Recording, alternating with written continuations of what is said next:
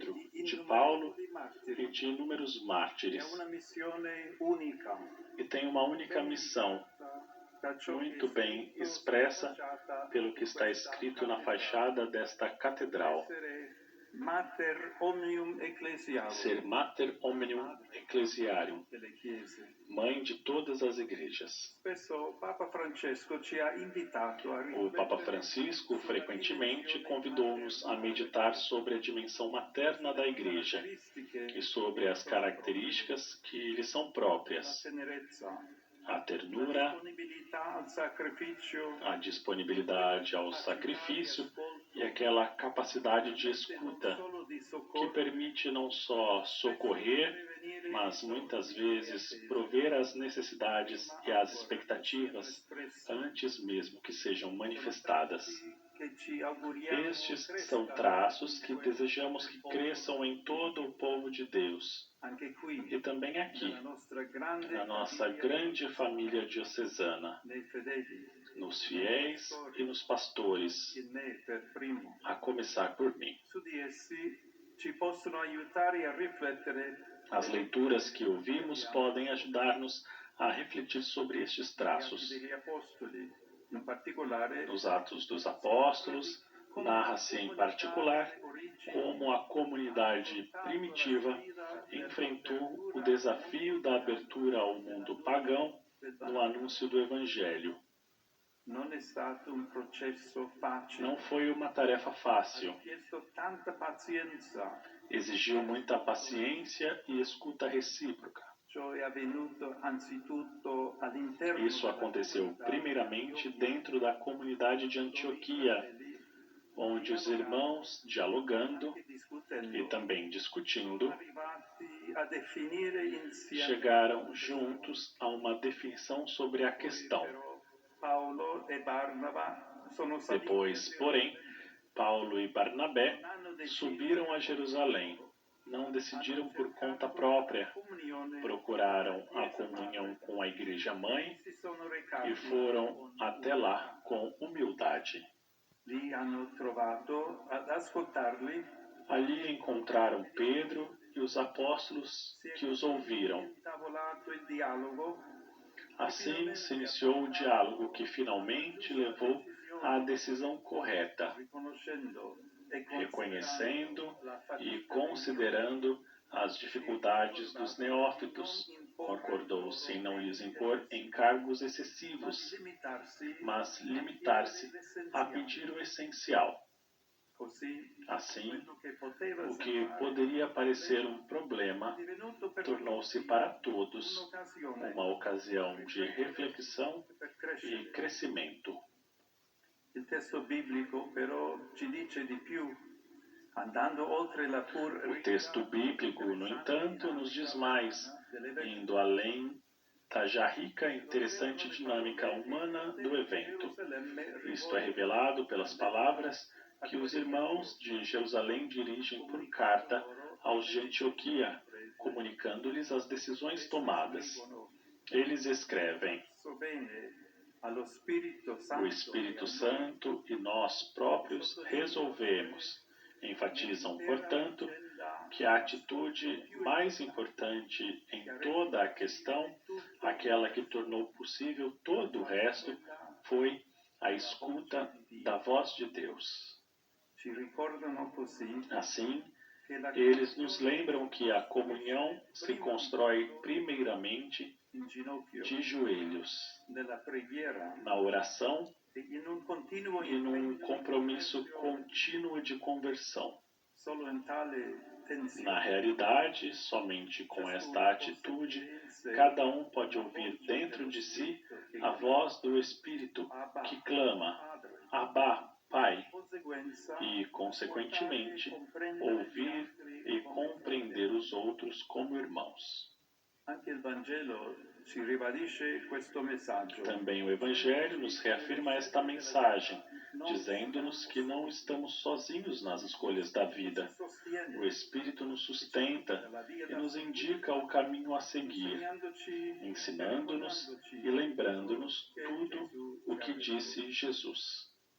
Em primeiro lugar, o Espírito nos ensina as palavras do Senhor, gravando-as profundamente em nós, segundo a imagem bíblica da lei escrita, não mais em tábuas de pedra, mas nos nossos corações. Um dom que nos ajuda a crescer até nos tornarmos cartas de Cristo, uns para os outros.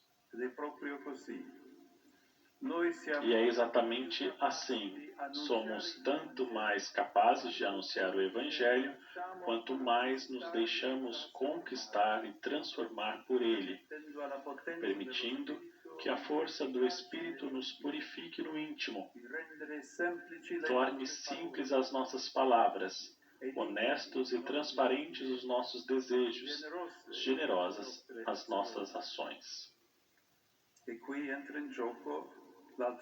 E aqui entra em cena outro verbo, recordar, ou seja, voltar a dirigir a atenção do coração para o que vivemos e aprendemos, para penetrar mais profundamente no seu significado e saborear a sua beleza.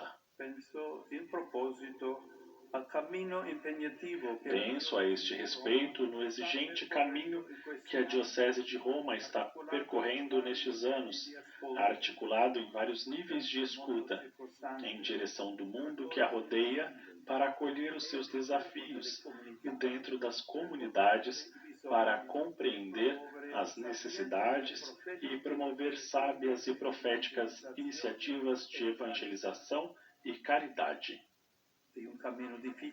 É um caminho difícil, ainda em curso, que procura abranger uma realidade muito rica, mas também muito complexa. É, entretanto, digno da história desta Igreja, que tantas vezes demonstrou saber pensar de modo magnânimo, dedicando-se sem reservas a projetos corajosos e assumindo riscos mesmo perante cenários novos e desafiadores. Um sinal disto é o grande empenho que toda a Diocese, justamente nesses dias, tem se dedicado ao jubileu, no acolhimento e cuidado dos peregrinos e em inúmeras outras iniciativas. Graças a tantos esforços, a cidade se apresenta àqueles que nela chegam, às vezes de muito longe, como uma grande casa aberta e acolhedora, e, sobretudo, como um lar de fé. Quanto a mim, expresso o desejo e o compromisso de entrar neste vasto canteiro, colocando-me, na medida do possível, à escuta de todos, para aprender, compreender e decidir juntos. Para vós, sou bispo, convosco sou cristão, como dizia Santo Agostinho. Peço-vos que me ajudem a fazê-lo num esforço comum de oração e caridade, recordando as palavras de São Leão Magno. Todo o bem realizado por nós no exercício do nosso ministério é obra de Cristo e não nossa, pois nada podemos sem Ele, mas é nele que nos gloriamos, dele que provém toda a eficácia da nossa ação.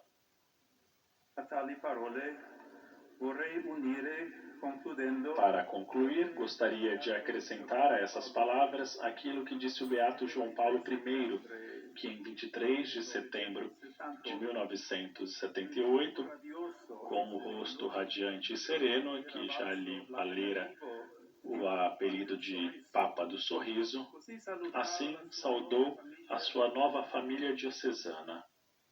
São Pio X, dizia ele, entrando como patriarca em Veneza, exclamou em São Marcos: "Que seria de mim, venezianos, se não vos amasse?" Eu digo aos romanos coisa semelhante. Posso assegurar-vos que vos amo, que só desejo começar a servir-vos e pôr à disposição de todas as minhas pobres forças, aquele pouco que tenho e sou. Anch'io vi esprimo tutto il mio affetto. Também eu vos expresso todo o meu carinho com o desejo de partilhar convosco no caminho comum alegrias e dores, cansaços e esperanças. Também eu vos ofereço o pouco que tenho e que sou, e confio a intercessão dos santos Pedro e Paulo e de tantos outros irmãos e irmãs, cuja santidade iluminou a história desta igreja e as ruas desta cidade. Que a Virgem Maria nos acompanhe e interceda por nós.